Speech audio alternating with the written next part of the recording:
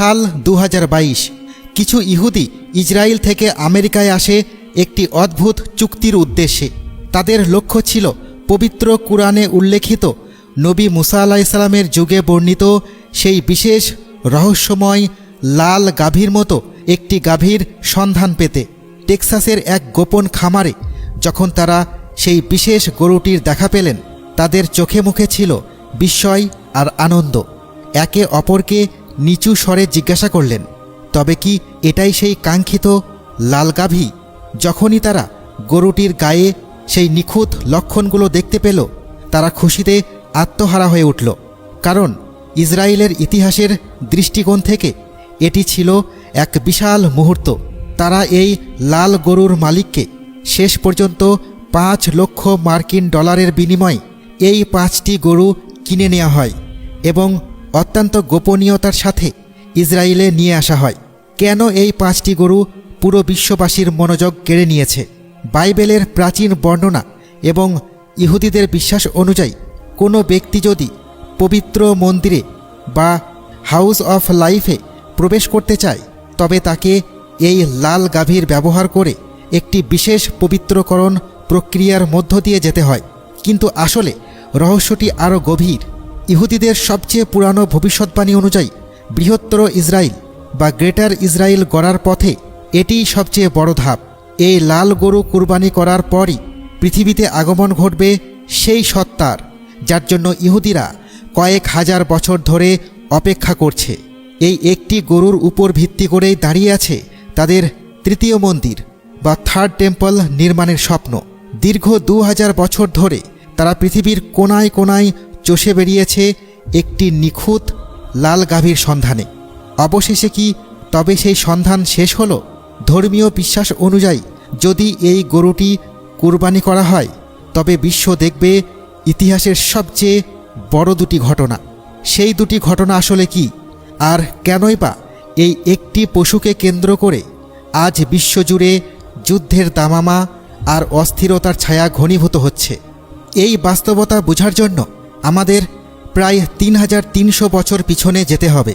হজরত মুসা আলাইহিসসালাম আল্লাহর ইচ্ছায় বনি ইসরায়েলদের ফেরাউনের হাত থেকে স্বাধীন করেন এবং সমুদ্র পার হলেন। কুরআনের সূরা ইউনুসে এই পুরো দৃশ্যটি বর্ণিত হয়েছে। এখন যখন আল্লাহ রাব্বুল ইজ্জত হজরত মুসা আলাইহিসসালামের মাধ্যমে বনি ইসরায়েলকে ফেরাউনের দাসত্ব থেকে মুক্ত করলেন, তখন তারা মিশর থেকে বেরিয়ে ফিলিস্তিন এলাকার কাছাকাছি একটি মরুভূমিতে বাস করতে শুরু করেন।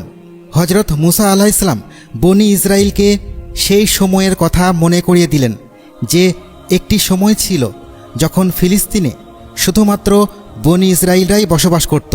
কিন্তু হজরত ইউসুফ আলাইহিসসালাম, যিনি হজরত ইয়াকুব নবীর যুগে তার ছেলে ছিলেন, যখন বনি ইসরায়েলরা মিশরে চলে গিয়েছিল, তখন ফিলিস্তিনে 2টি শক্তিশালী উপজাতি এসে বসতি স্থাপন করেছিল।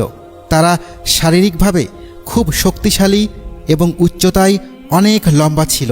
সেই সময় যখন বনি ইসরায়েল মিশর থেকে ফিলিস্তিনে ফিরে আসে, তখন তারা দেখল যে সেখানে সেই শক্তিশালী উপজাতিরা বহু বছর ধরে বসবাস করছে। এখন তাদের মাঝে বনি ইসরায়েলদের পক্ষে বসবাস করা খুব কঠিন ছিল। আল্লাহর নবী হজরত মুসা আলাইহিসসালাম তার সম্প্রদায়কে নির্দেশ দিলেন যে আল্লাহর নির্দেশে এদের বিরুদ্ধে যুদ্ধ করো এবং এদের নিজেদের মাতৃভূমি থেকে তাড়িয়ে দাও আর নিজেদের ভূমি পুনরুদ্ধার করো।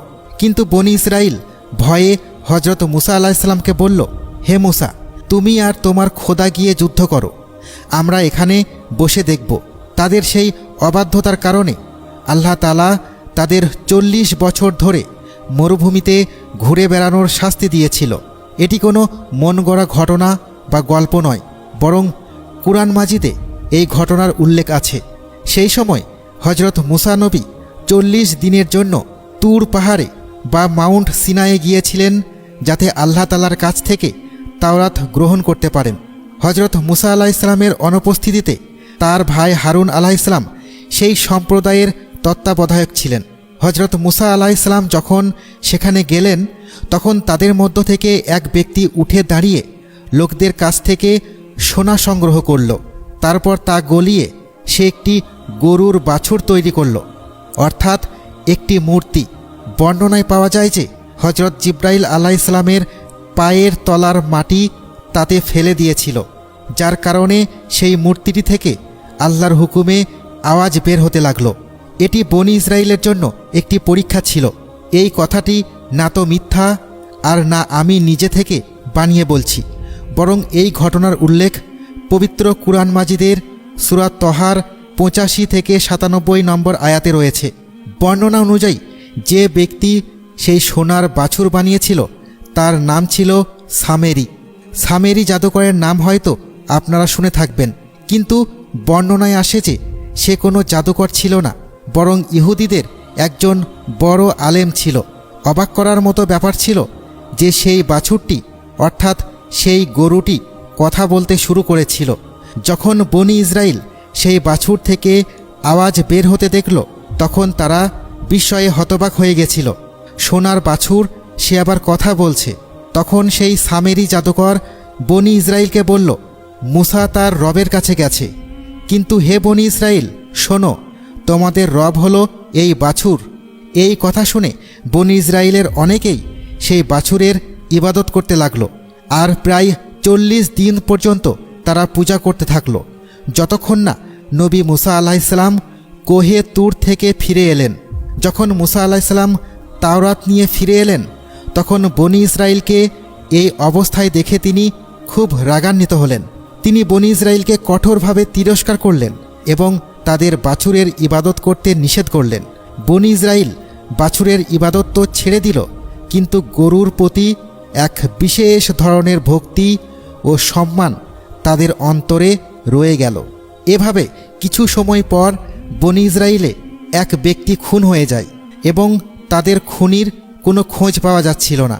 লোকেরা এই বিষয়ে আল্লাহর নবী হজরত মুসা আলাইহিসসালামের কাছে এলো যে আমাদের একজন মানুষ খুন হয়েছে, বলুন তার খুনি কে? তখন আল্লাহ তাআলা হজরত মুসা আলাইহিসসালামকে নির্দেশ দিলেন যে তিনি যেন তার জাতিকে বলেন একটি গরু জবাই করতে এবং তার রক্ত সেই লাশের উপর ঢেলে দিতে বা সেই গরুর মাংস লাশের উপর রাখতে।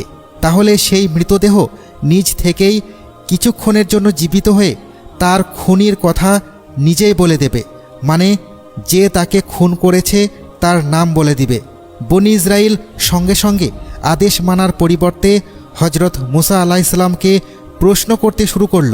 তারা জিজ্ঞাসা করল, হে মুসা, বলো তো সেই গরুটি কেমন হবে, অর্থাৎ তার বয়স কত হবে, বলো তো তার রং কেমন হবে। এরপর তারা প্রশ্ন করল, হে মুসা, বলো তো তাকে দিয়ে কোনো কাজ করানো হয়েছে কি না। তারপর আরও প্রশ্ন করল, হে মুসা, বলো তো সে দুধ দিয়েছে কি না। কিন্তু আল্লাহ তাআলা হজরত মুসার মাধ্যমে তাদের প্রতিটি প্রশ্নের উত্তর দিলেন। বনি ইসরায়েলের অতিরিক্ত প্রশ্নের কারণে একটি সহজ কাজ কঠিন হয়ে গেল। অবশেষে নবী মুসা আলাইহিসসালাম বললেন, হে আমার কওম, গরুর রঙটি লাল রঙের হবে, তা নিখুঁত হতে হবে, অর্থাৎ তাতে কোনো ত্রুটি থাকা চলবে না। না সে কখনো বাচ্চা জন্ম দিয়েছে, না দুধ দিয়েছে, আর না তাকে দিয়ে কোনো কাজ করানো হয়েছে। অর্থাৎ এই লক্ষণগুলো বলা হয়েছিল। এমন গরু খুব কম ছিল এবং অনেক দামিও ছিল। বহু কষ্টে বনি ইসরাইল এমন একটি গরু খুঁজে পেল এবং তারা সঙ্গে সঙ্গে সেটি কুরবানি করে দিল। তারপর আল্লাহর হুকুমে সেই গরুর একটি টুকরো সেই লাশের গায়ে লাগানো হলে সেই ব্যক্তি জীবিত হয়ে উঠল এবং সে তার খুনির নাম বলে দিল। এটি আল্লাহর নবী হজরত মুসা আলাইহিসসালামের মজেজা ছিল এবং এই ঘটনা কুরআনে উপস্থিত রয়েছে, আর এই ঘটনার উপর সম্পূর্ণ সূরা রয়েছে। আপনারা জানেন সেটি হলো সূরা বাকারা। কিন্তু এখান থেকেই ইহুদি ধর্মের কাছে গরু জবাই করার একটি ধারণা তৈরি হয়ে গেল, আর এখান থেকেই লাল গাভীর গল্প শুরু হয়। যখন আমরা রিসার্চ করলাম, তখন ইহুদিদের ধর্মীয় বইগুলোতে একটি বিশেষ প্রথার কথা জানতে পারলাম, যাকে রেড হেইফার রিচুয়াল বলা হয়।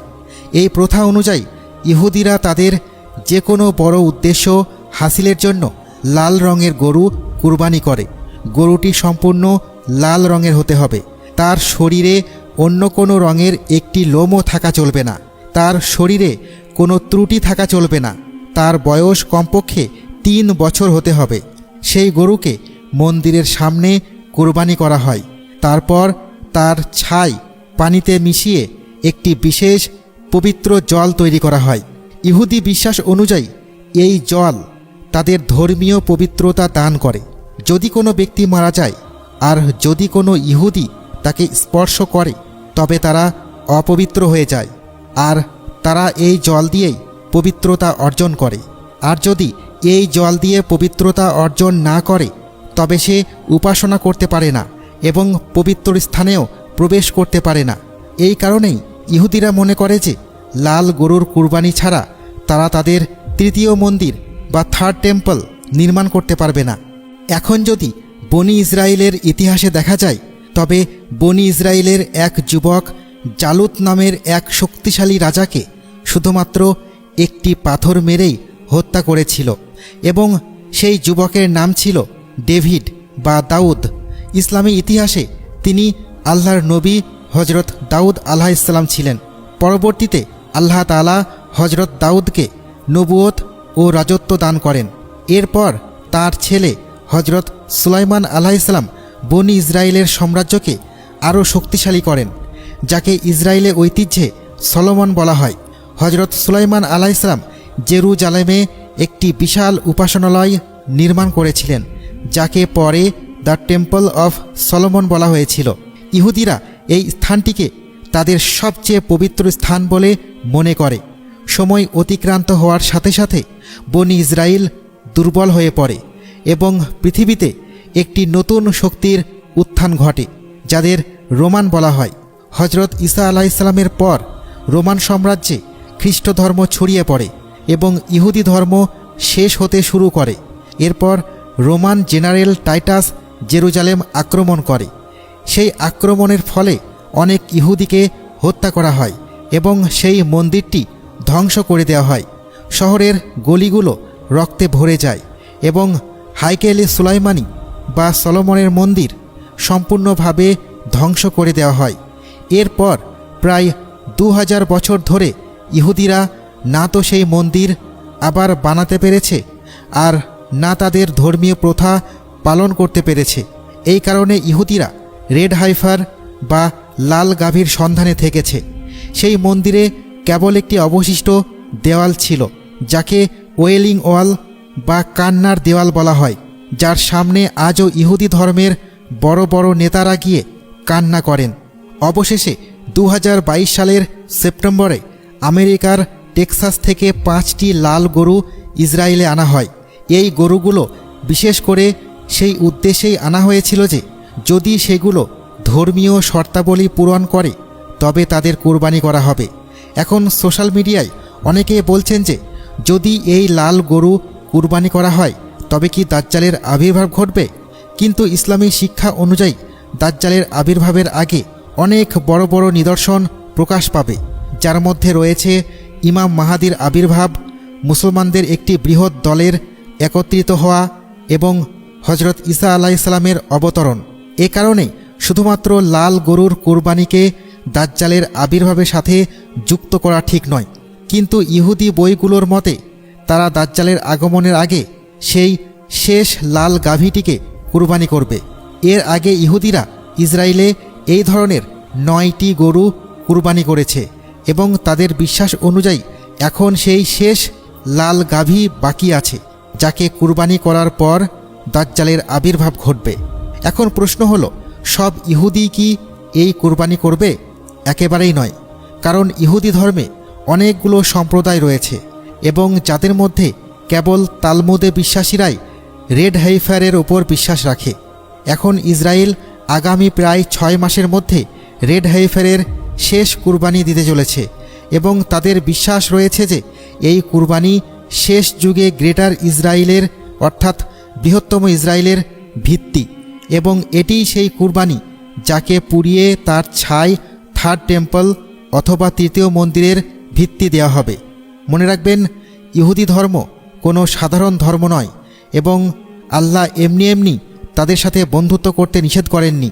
পবিত্র কুরআন অনুযায়ী এরা পৃথিবীর সবচেয়ে বিপজ্জনক এবং চতুর জাতি এবং এরা নিজেদের ধর্মীয় বিশ্বাসকে মৃত্যু পর্যন্ত মেনে চলে। আর এই বিশ্বাসের ভিত্তিতেই তারা বর্তমানে পুরো বিশ্বে যুদ্ধ বাঁধিয়ে রেখেছে।